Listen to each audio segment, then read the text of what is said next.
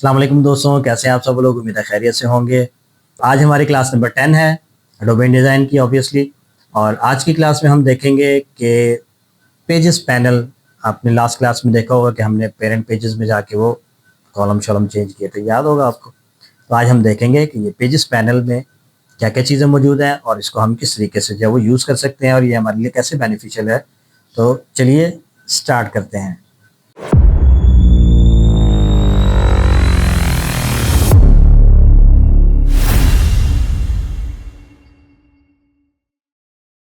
Alright, सो pages panel हमारे पास InDesign के अंदर मौजूद है, जहाँ से आप अपने पेजेस की सेटिंग्स को कंट्रोल कर सकते हैं। मास्टर पेजेस नए वर्जन्स में पेरेंट पेजेस का नाम उसको दिया गया है, तो अपने पेरेंट पेजेस को जो है वो आप मतलब उनको देख सकते हैं, उनको मॉडिफाई कर सकते हैं, उस ऐड कर सकते हैं, डिलीट कर सकते हैं एंड सो ऑन। बहुत सारा काम जो है वो आप कर सकते हैं। पेजेस पैनल को ओपन करने के लिए सिंपली आप अगर यहाँ पर आपके राइट साइड पे शो नहीं हो रहा पेजेस का पैनल, तो आप विंडो के मेन्यू में जाके सिंपली यहाँ से जो है वो पेजेस का पैनल ओपन कर सकते हैं। ठीक है, F12 जो है वो इसकी शॉर्टकट की है। तो सिंपली आप यहाँ पे क्लिक करें तो इस तरीके से एक पैनल जो है वो आपके सामने ओपन हो जाएगा।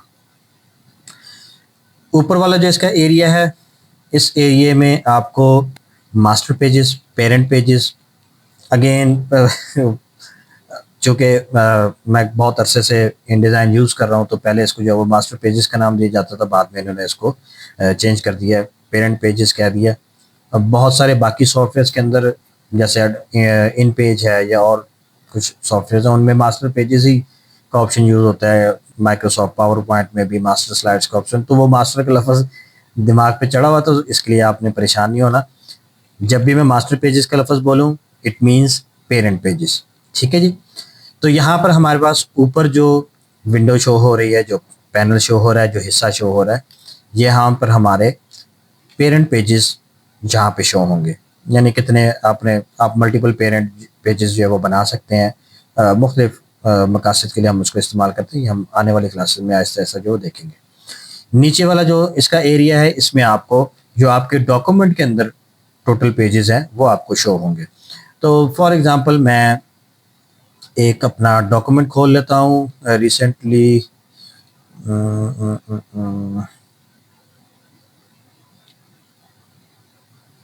ओके, सो ये एक प्लानर, मैं रिसेंटली एक प्रोजेक्ट पे काम कर रहा हूँ, तो ये मैंने एक प्लानर जो है वो खोल लिया। इसके अगर अब मैं आपको पेजेस पैनल दिखाऊं, तो यहाँ पर आप देखें मेरे पास जो है वो दो पेरेंट्स मौजूद हैं, parent A and parent B.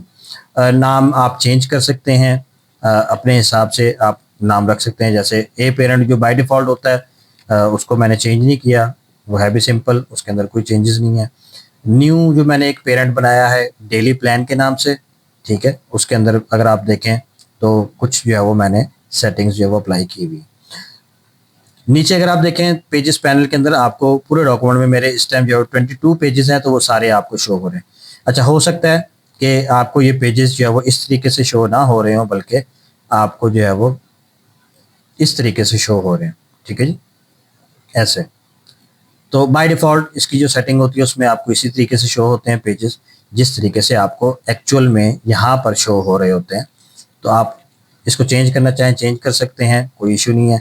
Simply आपने यहाँ पे हैमबर्गर मेन्यू पे क्लिक करना है पेजेस पैनल के, और यहाँ से व्यू पेजेस में जाके वर्टिकली की बजाय इसको हॉरिजॉन्टली कर देना है। मैं बाजू का डॉक्यूमेंट्स पे काम कर रहा हूँ, तो बहुत ज़्यादा पेजेस होते हैं, तो बजाय इसके कि इतनी जो खाली जगह हमारे पेजेस पैनल में मौजूद है, तो मैं इसको हॉरिजॉन्टली कर देता हूँ, ताकि ज़्यादा सारे पेजेस जो है वो मेरे सामने एक टाइम पर मौजूद हों, ताकि मैं उनको जल्दी से एक्सेस कर सकूँ ईजीली।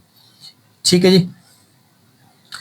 यहाँ से आप इसका जो है वो साइज़ बढ़ा सकते हैं। मिसाल के तौर पर अगर आपने बहुत ज़्यादा मास्टर पेजेस ऐड किए हुए हैं, तो आप इसको थोड़ा सा एक्सपेंड कर सकते हैं। टोटल को एक्सपेंड करना है तो आप इसको यहाँ से मतलब ये साइज़ आप एडजस्ट कर सकते हैं अपने हिसाब से। ठीक होगी जी। अगर आपने जो पेरेंट पेजेस हैं उनको आपने एक्सेस करना है, तो सिंपली उसका क्या तरीक़ेकार है कि जो पेजेस बने हुए हैं उस पे आपने किसी एक पेज पे डबल क्लिक कर देना है। फेसिंग पेजेस हमने चूँकि ऑन किया हुआ है ऑप्शन, तो इसलिए आपको ये दो पेजेस नज़र आ रहे हैं फेसिंग पेजेस के तौर पे। तो अगर फेसिंग पेजेस नहीं हो तो ऑब्वियसली आपको सिंगल सिंगल पेज नजर आ रहे होंगे। तो इसमें फॉर एग्जाम्पल मैं ए पेरेंट में जा रहा हूँ, उसमें कोई चेंजेस करना चाह रहा हूँ, मैं सिंपली इसके ऊपर डबल क्लिक जो है वो करूंगा। जैसे मैंने डबल क्लिक किया, अब आप ये देखें कि मेरे पास सिर्फ ये 2 पेजेस शो हो रहे हैं। ठीक है जी, मेरे पास जो डॉक्यूमेंट के टोटल 22 पेजेस थे वो मेरे पास यहाँ पर शो नहीं हो रहे।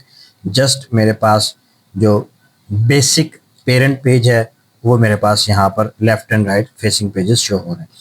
अब जो बाय डिफ़ॉल्ट होता है वो आपके पास बिल्कुल प्लेन पेजेस होते हैं। इसमें आपको जो है वो नीचे नज़र आ रहा होगा कि मैंने फुटर जो है वो ऐड किया हुआ है।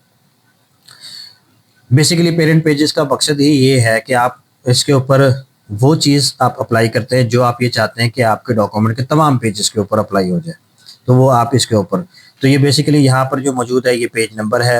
ये एक मैंने वैसे सिंपल डॉटेड सी लाइन लगाई हुई है according to the client requirement, और सिंपली इस साइड पे भी इसी तरह page number and dotted line मौजूद है। इसके अलावा यहाँ पर कोई चीज़ मौजूद नहीं है। हाँ, अगर आपने डॉक्यूमेंट बनाते वक्त पेरेंट पेजेस का प्राइमरी टेक्स्ट फ्रेम का आपने ऑप्शन ऑन किया था, तो यहाँ पर आपको फिर प्राइमरी टेक्स्ट फ्रेम भी शो हो रहा होगा, जो कि इस केस पे नहीं है, यानी मैंने इसमें जो प्राइमरी टेक्स्ट फ्रेम ऐड नहीं किया हुआ। इसी तरह जो दूसरा आपको पेरेंट पेज नज़र आ रहा है वो मैंने खुद बनाया। न्यू पेरेंट आप किस तरीके से बना सकते हैं, सिंपली आपने इस एरिया में खाली एरिया पे राइट क्लिक करें और यहाँ पर न्यू पेरेंट का ऑप्शन आपके पास मौजूद है, इस पर क्लिक करें। यहाँ पर आपके पास एक न्यू पेरेंट की विंडो ओपन हो जाएगी। आप इसमें से उसको बता दें कि प्रीफिक्स क्या रखना चाह रहे हैं। प्रीफिक्स जो बाय डिफ़ॉल्ट होते हैं मैं वही यूज़ करता हूँ, मैं उनको चेंज नहीं करता नॉर्मली। नेम आप अपने डिस्क्रिप्टिव नेम रख दें, जैसे मैंने इसका डेली प्लान रखा हुआ है। ये चूँकि एक प्लानर है तो हमारे पास यहाँ पे मंथली प्लान भी आएंगे, तो फॉर एग्जांपल मैं इसको मंथली प्लान एक नाम रख देता हूँ। ठीक है जी, बेस्ड ऑन नथिंग, नन है, किसी दूसरे पेरेंट पे बेस नहीं कर रहा है ये। Number of pages 2, that means facing pages. Page size जो है वो हमने जो कस्टम लिया हुआ है वही रख रहे हैं। इसमें हमने पेज साइज जो आई थिंक 5/8 हम पेज साइजिंग जो है वो इस्तेमाल करें। ठीक है, एंड इसको ओके कर रहे हैं। तो आप ये देखें कि अब आपका एक नया पेरेंट पेज यहाँ पर बन चुका है। तो इस तरीके से आप नया पेरेंट पेज बना सकते हैं और फिर उसके अंदर आप जो भी एडिटिंग करना चाहें, जो भी उस पर हेडर फुटर जो चीज़ आप अप्लाई करना चाहें वो आप इसके अंदर अप्लाई कर सकते हैं। अब यहाँ से हमने वापस अपने डॉक्यूमेंट में कैसे जाना है, क्योंकि अभी तो हम पेरेंट पेजेस व्यू में मौजूद हैं, यहाँ पे हमारे डॉक्यूमेंट का कोई पेज शो नहीं हो रहा। तो उसके लिए तरीक़ेकार यही है कि सिंपली आप जो आपके डॉक्यूमेंट के नीचे जो पेजेस शो हो रहे हैं इनमें से किसी भी एक पेज के ऊपर आप डबल क्लिक कर दें तो आपका जो व्यू है वो वहाँ पर चला जाएगा। ठीक है जी, तो फॉर एग्जांपल मैंने डबल क्लिक किया तो मेरा व्यू जो है वो यहाँ पर आ गया। अब ये मेरे पास ये डॉक्यूमेंट मौजूद है। मल्टीपल पेरेंट्स क्यों इस्तेमाल होते हैं? मल्टीपल पेरेंट्स हम इसलिए इस्तेमाल करते हैं कि जैसे फॉर एग्जांपल अब जो हमारा ये चूँकि एक प्लानर है, इसमें हमारा डेली प्लान जो है वो अगर फॉर एग्जांपल अगर हम पूरे साल का बना रहे हैं तो डेली प्लान हमारे 365 पेजेस बनते हैं। तो बजाय इसके कि मैं चूँकि सेम कंटेंट रहना है उस पर डेली प्लानर, फॉर एग्जांपल मैं आपको इसको ओपन भी करके दिखा देता हूँ। तो ये डेली प्लानर की एक टेम्पलेट है। ठीक है जी, इसमें कुछ चीज़ें आ रही हैं जो कि रिपीट होनी है हर दिन के हिसाब से। तो 365 डेज़ हैं, तो बजाय इसके कि मैं इस टेक्स्ट को या इस टेम्पलेट को कॉपी करूं और 365 डेज़ के ऊपर जो है वो मैं इसको पेस्ट करूं, मैंने सिंपली क्या किया, एक पेरेंट पेज बना लिया। अब जहाँ पे भी मुझे ये डेज़ चाहिए होंगे 5-5 दिन का as per the requirements of the client, हम 5-5 डेज़ का जो है वो इसमें हमने रखना है। यानी 5 डेज़ का प्लानर होगा, फिर वीकली होगा, फिर 5 दिन का होगा, फिर मंथली होगा, फिर एंड सो ऑन, इस तरीके से। तो मुझे जहाँ पे ज़रूरत होगी सिंपली मैं क्या करूँगा, मेरे पास नीचे जो पेजेस हैं, फॉर एग्जांपल आप अगर आप यहाँ पे गौर करें तो पेज नंबर 16, 17, 18, 19 ये 4 आपको जो है वो इन पे बी लिखा हुआ नज़र आ रहा है कॉर्नर पे। ठीक है, जैसे इन पे ए लिखा हुआ है, इस पे बी लिखा हुआ है। इसका मतलब क्या है कि इन पेजेस के ऊपर मैंने जो है वो बी पेरेंट अप्लाई किया हुआ है। ठीक है जी, तो हम बेसिकली पेरेंट पेजेस जो है वो इस मकसद के लिए हम इस्तेमाल करते हैं।